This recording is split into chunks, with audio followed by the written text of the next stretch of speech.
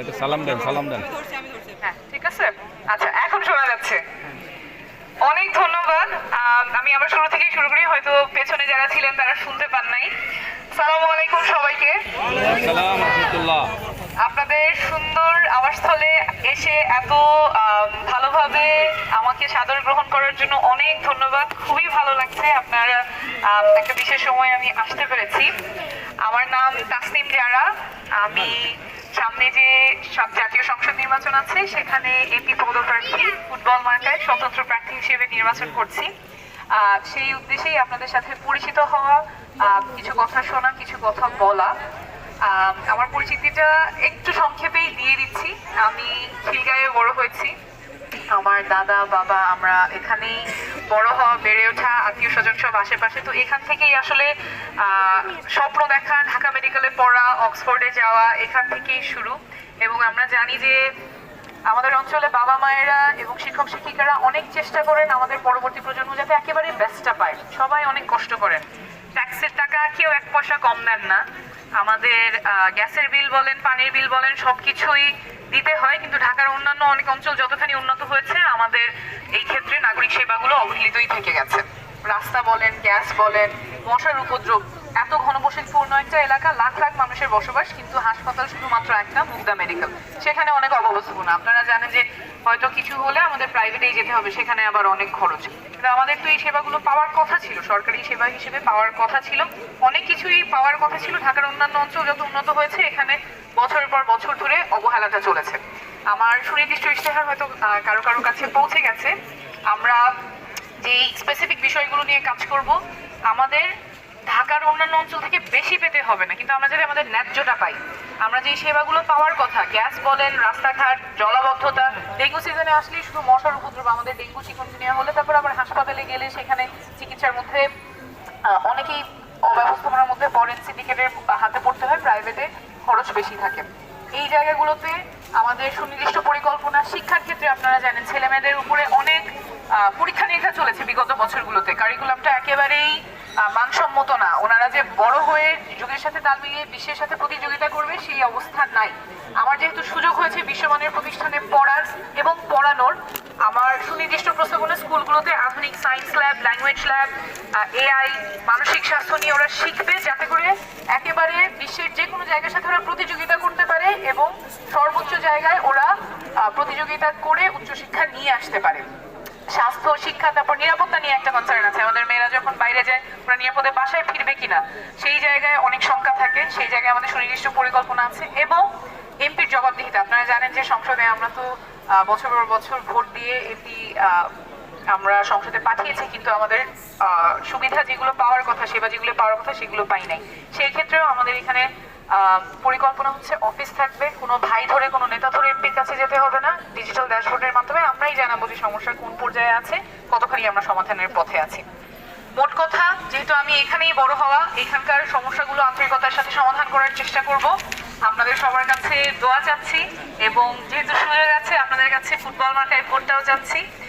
আপনারা জানেন যে আমরা প্রচারণাটা একটু ভিন্নভাবে করছি। রাজনীতি সাধারণভাবে মানুষ মনে করে যে অর্থ আর পেশি শক্তির বাইরে বাংলাদেশের রাজনীতি সম্ভব না, কিন্তু আমরা প্রমাণ করতে চাই, ঢাকা নয় থেকেই প্রমাণ করতে চাই যে এলাকায় লাখ লাখ পোস্টার দিয়ে দেয়ালগুলো নষ্ট করা কিংবা ভাড়া করা মানুষের শোডাউন ছাড়াও রাজনীতি করা সম্ভব, নির্বাচনে যেতে আসা সম্ভব। এই জন্য আপনাদের সহযোগিতা প্রয়োজন। আমরা যদি একটা আসন থেকেও প্রমাণ করতে পারি যে পরিচ্ছন্নভাবে রাজনীতি করে কোটি কোটি টাকা খরচ না ছাড়াও বাংলাদেশে মানুষ নির্বাচনে জিতে আসতে পারে, তাহলে রাজনীতিতে আরো অনেক নতুন মুখ আসবে যারা সেবার জন্য এই রাজনীতিটা করবে। এবং আগের মতো অর্থ পেশি শক্তির একটা অবসান আমরা এখান থেকেই হয়তো শুরু করতে পারবো। আপনাদের কাছ থেকে দোয়া চাই, ফুটবল মার্কায় ভোটটা চাইছি। এবং আপনারা আপনাদের পরিচিত 5 জনকে যদি বলেন এই নতুন রাজনীতির কথা, পরিচ্ছন্ন রাজনীতির কথা, তাদের প্রতি যদি আমাদের এই বার্তাটা পৌঁছে দিতে পারেন, তাহলে হয়তো আমরা এখান থেকেই পরিবর্তনের শুরুটা দেখতে পারবো এবং আমরা জিতবো ইনশাআল্লাহ। সকলকে অনেক ধন্যবাদ।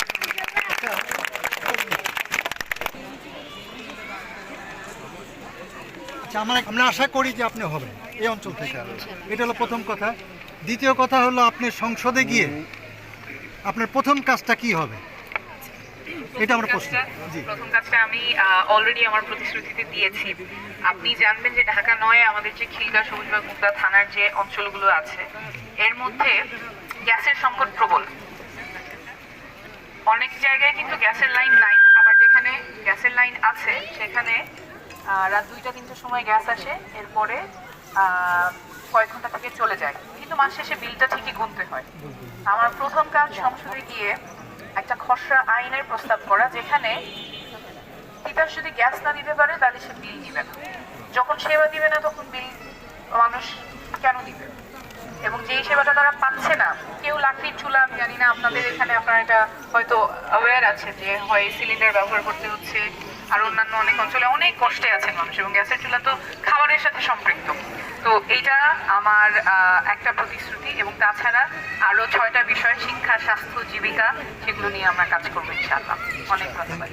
আর কেউ প্রশ্ন করবেন? আমি একটু করতে চাই আর কি। আমার কথা হচ্ছে, আপনি যেহেতু একজন ডাক্তার, বাংলাদেশের চিকিৎসা ব্যবস্থা নিয়ে আপনার পরিকল্পনাটা কি? এখানে যারা নিম্নবিত্ত তারা চিকিৎসা সেবা নিতে পারছে না, আবার উচ্চবিত্তরা বাইরে যাচ্ছে। বাংলাদেশের চিকিৎসা ব্যবস্থাকে ঢেলে সাজানোর জন্য আপনার পরিকল্পনাটা কি, একটু যদি আমাদের হিন্দি দেন।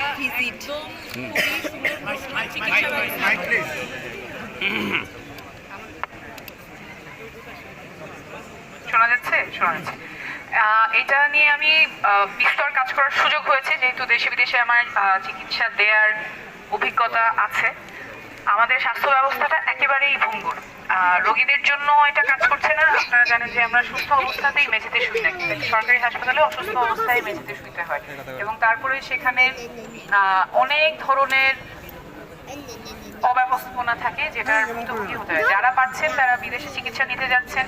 ইভেন ডাক্তার, নার্সদের জন্য যে স্বাস্থ্য ব্যবস্থা কাজ করছে এরকম না, ডাক্তাররা যারা পাচ্ছেন তারাও কিন্তু বিদেশে যাচ্ছেন। তাহলে এই স্বাস্থ্য ব্যবস্থার এই যে ভঙ্গুর অবস্থা, যেখানে না যারা সেবা দিচ্ছেন তাদের জন্য এটা ফিট, না যারা সেবা নিচ্ছেন তাদের জন্য এটা ফিট, এটা ঢেলে সাজানো লাগবেই। এই ক্ষেত্রে সুনির্দিষ্ট অনেকগুলো পরিকল্পনা আমরা আমাদের যখন স্বাস্থ্য সংস্কার কমিশন ছিল সেখানে আমি প্রস্তাব করেছিলাম। এর মধ্যে একটার কথাই আপনাকে বলি, সেটা হচ্ছে ধরেন আমাদের যে মুগদা মেডিকেল কলেজ হাসপাতাল আছে, সেখানে কিন্তু ডায়াগনস্টিক্স, আমাদের রোগ কিন্তু 24 ঘন্টাই হয়, কিন্তু পরীক্ষা নিরীক্ষা দুপুরের পর আর করা যায় না সরকারি হাসপাতালে। তো রোগ কি আমার 24 ঘন্টার মধ্যে 6 ঘন্টা নিয়ম করে আসবে? সেরকম তো হবে না। তো আমাদের মেশিনগুলো যাতে ঠিক থাকে, সচল থাকে, এবং আমাদের আপনারা জানবেন যে আমাদের এখানে কিন্তু ডায়াবেটিস, হার্ট অ্যাটাক এগুলোর প্রবণতা খুবই সিরিয়াস, মারাত্মক। এই প্রকট সংকটের ক্ষেত্রে কিন্তু আপনি মুগদা মেডিকেলে যদি আপনার 2 ঘন্টার মধ্যে রিং পরানোর মতো হার্ট অ্যাটাক হয়, মুগদা মেডিকেলে সেই ক্যাথ ল্যাব নাই, সেই সার্ভিস নাই। যেই সার্ভিসগুলো আমাদের প্রয়োজন সেই সার্ভিস যাতে চালু হয়, আমাদের হাসপাতালগুলোর মধ্যে যাতে এই সার্ভিসগুলো থাকে, এবং আমাদের মুগদা মেডিকেল যাতে একটা আদর্শ হাসপাতাল হয় যেটা সারা বাংলাদেশ ফলো করবে, সেটার জন্য ইনশাআল্লাহ কাজ করবো। ধন্যবাদ। Thank you. ধন্যবাদ।